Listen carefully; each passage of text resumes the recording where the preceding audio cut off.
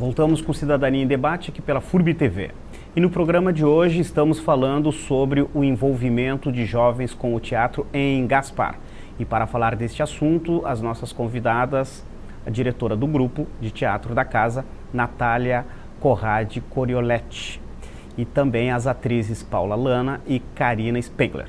Para falar com o público entre 15 e 17 anos, exige-se uma pesquisa. Por quê? Porque é uma questão de linguagem, né? Como é trabalhar com a linguagem para um público de, aí nessa faixa, né, de 15 a 17 anos, com atrizes e atores dessa idade falando para um público da mesma idade? Como vocês lidam?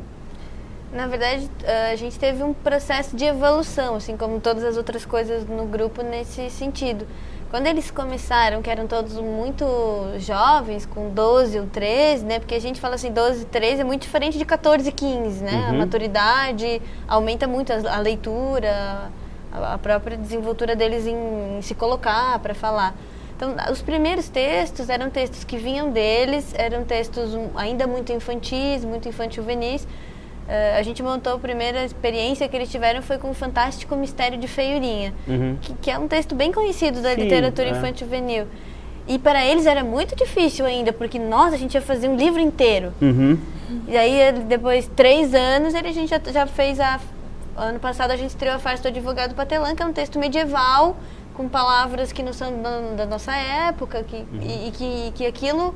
Como fazer daí aquele texto chegar no jovem? Já era um desafio de linguagem muito mais aprofundado, né? Uhum. Assim, em termos de maturidade, de compreensão, aí, de uma maneira geral, do que é essa linguagem cênica. Como é que a gente ia fazer com um texto que, a princípio, parecia tão antigo, mas que falava de coisas tão atuais, para conversar com os jovens? Uhum. Né? Então, já era um desafio para além da palavra escrita, para como fazer isso chegar em cena e ser jovem, e estar falando com aquelas pessoas. E como vocês deram conta, Paula?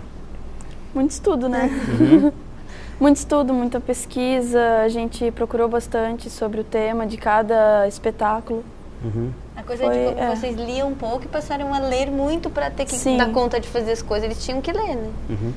E a Karina, por conta disso, agora está fazendo curso de letras, é isso? Isso, né? Na verdade, com essa experiência da farsa do Advogado Patelã, que foi um texto maior, e que a gente, na verdade, além de decorar, de ler, a gente tinha que interpretar o que o texto queria dizer além, né? Não era só a palavra que estava escrita. E daí eu comecei a me interessar ainda mais, eu sempre gostei muito de ler, de leitura de livros, mas essa parte de interpretar, de ver o que está por trás, de buscar algo mais do que a palavra ali escrita, óbvia, daí já despertou interesse para esse lado de letras também, esse lado da escrita, da dramaturgia. Uhum. E aí isso vai dando conta, porque além de vocês entenderem na atuação no palco, também tem que fazer ser compreensível para quem está assistindo. Natália, o público, como você está fazendo o público para assistir as peças de teatro, a receptividade? Assim, como as meninas já falaram, em Gaspar foi muito legal, assim, que de repente, um grupo de gente jovem que estava na sala deles começou a fazer teatro. Uhum. E aí estava na outra sala, tinha alguém da outra sala, tinha alguém do outro colégio. E aquilo a gente começou, primeiro teve as portas abertas nas escolas em que eles estudavam, que nos receberam.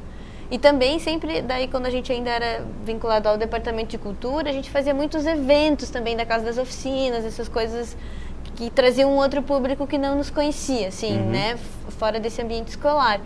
E foi muito legal essa relação com as escolas da cidade, porque a escola entendia que era muito legal aqueles alunos fazendo aquilo e via assim, vamos trazer eles para apresentar, porque pode ser um incentivo para os nossos alunos aqui que também fazem oficinas de teatro, que eles também, vocês também podem fazer, olha só, todo mundo pode estar no palco. Uhum. Daí pensando no teatro enquanto uma ferramenta pedagógica, né?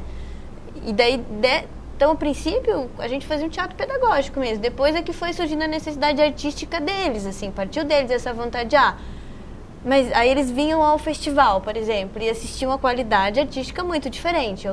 Aí eles começaram também a consumir muita cultura, né? Uhum. Além da leitura, da dramaturgia, eles começaram, sempre que tinha teatro, eles iam assistir, porque eles faziam teatro, né? E aí aquilo, eles foram percebendo que tinha uma diferença na qualidade aí de um artista profissional.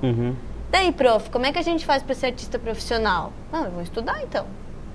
E daí eles começaram a fazer muitos cursos de teatro mesmo, então oficina, muita formação, tinha curso de teatro, não só os treinamentos que eu passava para eles como diretora do grupo, mas todo mundo foi correndo atrás de outras coisas para fazer esse grupo funcionar, né?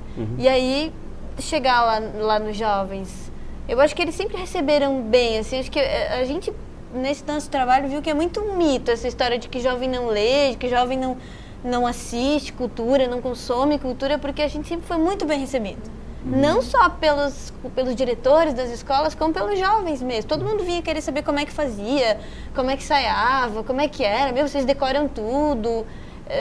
Eu acho que a gente, às vezes... subestima, né? Subestima muito, exatamente. Eles consomem sim, quando a coisa é com qualidade, eles se interessam sim. Quando os amigos estão em cena, eles vão primeiro para ver os amigos, depois...